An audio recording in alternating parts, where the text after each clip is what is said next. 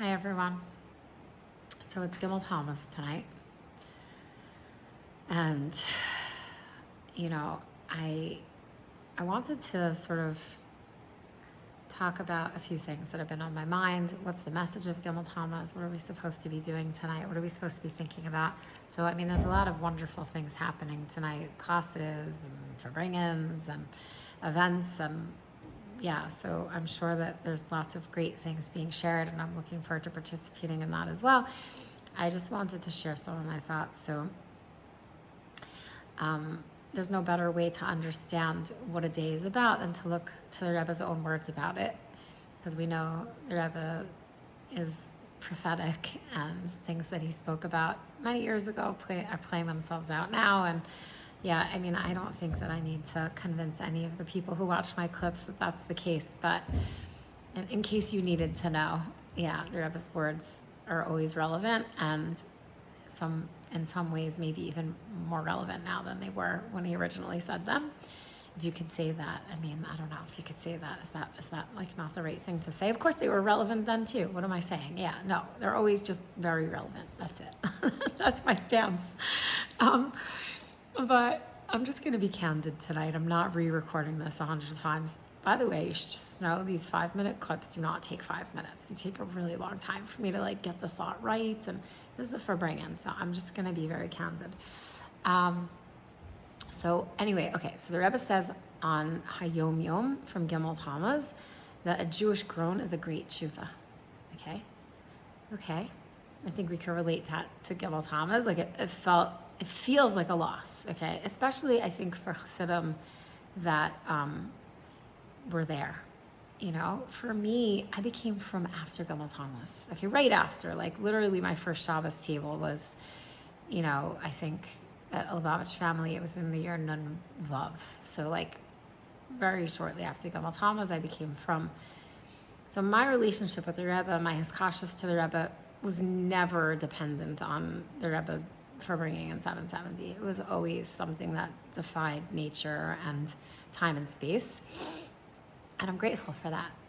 And so I guess for some people, Gimmel Tammuz is like a real groan, like a real cry from the heart of oh gosh, how did this happen? But I actually don't have a negative sort of feeling around Gimmel Tammuz, because for me it wasn't nothing changed.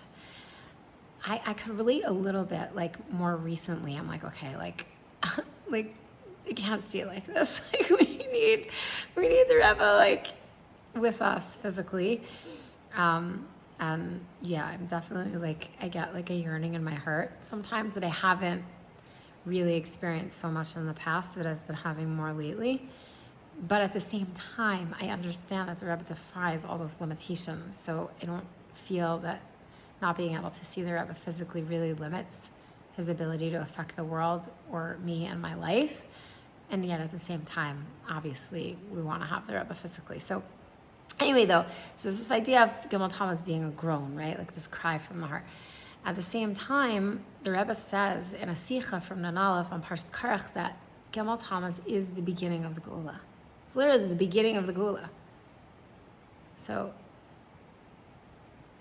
what does that mean? What's the connection? Okay, so when it comes to the Frierdiker Rebbe, how is Gimmel Tammuz the beginning of the Geula, right? So what happened was the Frierdiker Rebbe had a death sentence. Chas v'shalom, it's just terrible words to even say.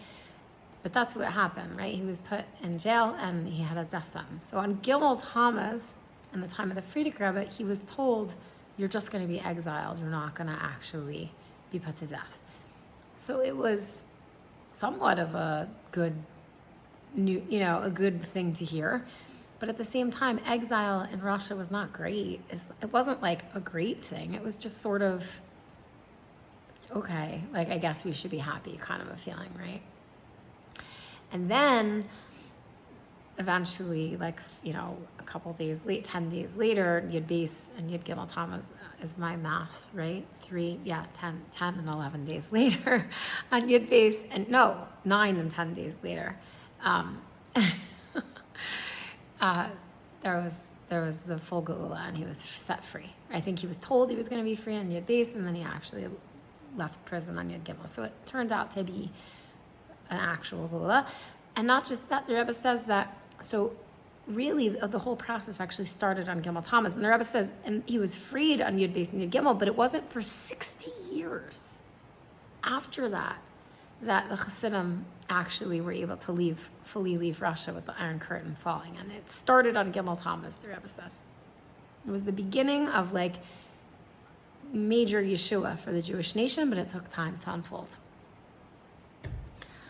So, but the Rebbe says, when you look back, you realize that Gimmel Tammuz was the start of the whole thing. So I was thinking about it, and I was like, you know, the Rebbe's message from the beginning, from when the Rebbe became Rebbe, was, I'm going to lead you, but you have to actually care too. Like, you have to do the avoda, right? So what happened on Gimmel Tammuz? It caused us to groan. It caused us to say, like, okay, wow, the Rebbe meant it. It's actually up to us. And we have to actually internalize what the Rebbe's telling us and do our part to actually do what we need to do so that the geula will happen, that we'll have the geula shlema. So we look back on Gimmel Tammuz and we realize it was the beginning of the geula, because it was the beginning of the Jewish people actually waking up and taking responsibility, because that's the geula. The geula can't be a revelation from on high. It can't be that just Moshe Rabbeinu alone wants the geula. It has to come from us. And so Gimmel Tammuz woke us up and making it come from us, even though the Rebbe is with us and he's guiding us and his hand is so strong in all of our lives. If we just open our eyes, we'll see it. But it really left sort of this space for us to do our part. And that is why it's the beginning of the geula. So I also wanted to share one other thought that I was having, because, you know, following the Rebbe's Hayraz, learning the Rebbe's Torah, and doing the things that the Rebbe said to do, that is how we bring the geula. Actually, it happens through the entire Jewish nation. And getting people to listen to the Rebbe is sometimes easy and sometimes hard. And I could use the most difficult example of Eretz Yisrael. It's hard to get the Jews who are in charge of Eretz Yisrael to listen to the Rebbe's advice. But the Rebbe said, if you listen to me, less Jews and less non-Jews will die. And they're not listening, you know? There's a lot of not listening going on. And I mean, I'm sure we could take that into like microcosm, like all over, you know? How much are we actually really listening? How much are we taking the Rebbe's teachings into our heart and implementing it in our life, you know? And we all have to ask ourselves that question, right? Because if we listen to the Rebbe, the answers to the geula are in the Rebbe, and we will have the geula, it will unfold. So I start to think like that, and I'm like, it feels so daunting. Like, how are we going to get the whole world to wake up and listen to the Rebbe, who has the answers to a healed world, okay? And then I thought of the Mishpatim Sicha from Nun Aleph, where the Rebbe says Mashiach is already having an effect on the world. How do we see it? Because the non-Jewish nations are getting together and turning their swords into plowshares. It's a Sicha of the Rebbe from the Nun Aleph. He says that we already see Mashiach Tzidkenu, King Mashiach, affecting the world.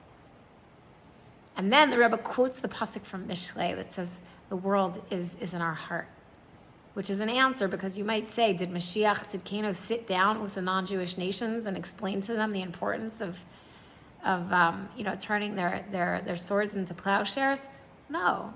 But the work of Mashiach is having an impact on the world, that the world is in our heart, that the work that Mashiach is doing is then causing to go into the hearts of the nations of the world to do what's right. And so I realized, like, it's not so daunting. Like, if we strengthen our askashas to the Rebbe, and we strengthen our adherence to the Rebbe's Hayraz in all areas of our life, we will cause that the hearts of nations will turn around. We will cause that the non-Jewish nations that own the three lands of the Canaanite, Kenize, and Kadmoni will willingly give it back to us. We will see the geula unfold, and it could happen real fast, like the Rebbe said. So we will see that Gimmel Tammuz was the beginning of the Geula. We're already starting to see it. And please God, we should have the Geula Shlema. The Rebbe should be back with us in a goof and lead us to Eretz Yisrael. Please God, with the Geula Shlema immediately. And L'chaim.